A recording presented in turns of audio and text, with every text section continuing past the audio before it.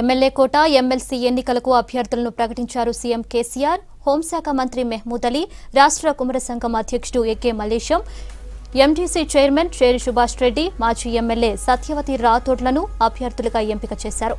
మరో సీట్ను మిత్రపక్షమైన ఎంఐఎంకు కేటాయించాలని నిర్ణయించారు ముఖ్యమంత్రి.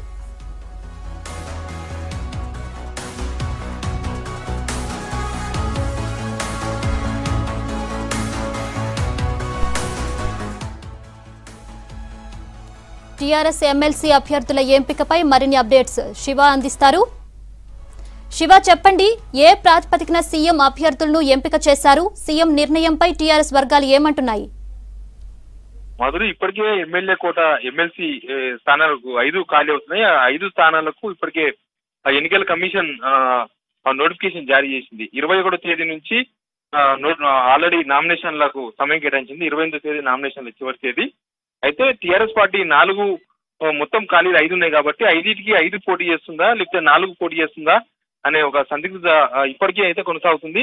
ప్రస్తుతం 4 అభ్యర్థులు మాత్రమే టీఆర్ఎస్ ప్రకటించింది. ఆ 4 అభ్యర్థులను కూడా పార్టీకి మొదటి నుంచి అంటిపెట్టుకున్న వాళ్ళు, పార్టీలో మొదటి నుంచి ఉన్న వాళ్ళకు, సీనియర్లకు ఈసారి అవకాశం ఇచ్చినట్టుగా కనిపిస్తుంది. మాధురి, మహమూద్ అలీ గత ప్రభుత్వంలో డిప్యూటీ సీఎం గా పనిచేశారు. ఇప్పుడు హోంమంత్రిగా ఉన్నారు. మార్చి 29కి మహమూద్ అలీ పదవీ కాలం ముగుస్తుంది కాబట్టి ఖచ్చితంగా ఆయనకు రెన్యువల్ చేయాల్సిన ఆవశ్యకత ఏర్పడింది. దాంతో మహమూద్ అలీకి రెన్యువల్ చేశారు. తర్వాత కురవ సంఘం అధ్యక్షుడు ఎకే మల్లేశం, ఈయన కూడా పార్టీలో 2007 నుంచి పార్టీలో ఉన్నారు. చాలా సార్లు కేసీఆర్ ఎమ్మెల్సీ అవకాశం కల్పిస్తానని హామీ ఇచ్చారు.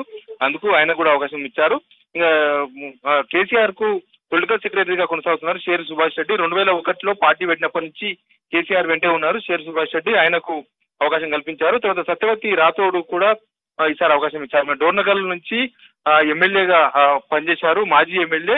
మొన్న డోర్నకల్ టికెట్ కూడా మొన్న ఆశించారు 2018 ఎన్నికల్లో కూడా.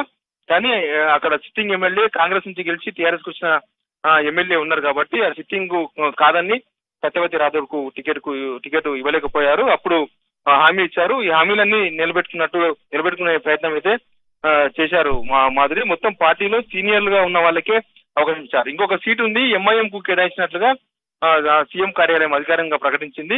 ఎంఐఎం కు టీఆర్ఎస్ మధ్య ఒప్పందంలో భాగంగా గతంలో ఒక ఎమ్మెల్సీ సీట్ ను ఎంఐఎం కు ఇచ్చేందని టీఆర్ఎస్ నేతలు చెప్తున్నారు. ఆ సీటును ఇప్పుడు ఎంఐఎం కు కేటాయించారు. ఎంఐఎం కూడా 1-2 రోజుల్లోనే అభ్యర్థిని ప్రకటించే అవకాశం ఉంది. వీళ్ళందరూ కూడా 28వ తేదీన చివరి రోజు నామినేషన్లు వేయబోతున్నారు. ఎంఐఎం కూడా అభ్యర్థిని ప్రకటిస్తే మొత్తం 5 ఖాళీలకు గాను 5 మందిని అధికార పార్టీ అభ్యర్థులు రంగంలో దింపినట్లే భావించాల్సి ఉంటుంది. ఇంకా కాంగ్రెస్ గనక అభ్యర్థిని పెడితే ఖచ్చితంగా ఎలక్షన్స్ జరుగుతాయి. వచ్చే నెల మార్చి 12న మాదిరి ఎలక్షన్. వాళ్ళు కాంగ్రెస్ అభ్యర్థి పెట్టకపోతే 5 అభ్యర్థులు ఏకగ్రీవంగా ఎమ్మెల్సీ కాబోతున్నారు. కానీ కాంగ్రెస్ కూడా ఇప్పటికే ఎమ్మెల్సీ ఎన్నికలకు అభ్యర్థిని దింపేందుకు వాళ్ళు కూడా కసరత్తు చేస్తూ ఉన్నారు.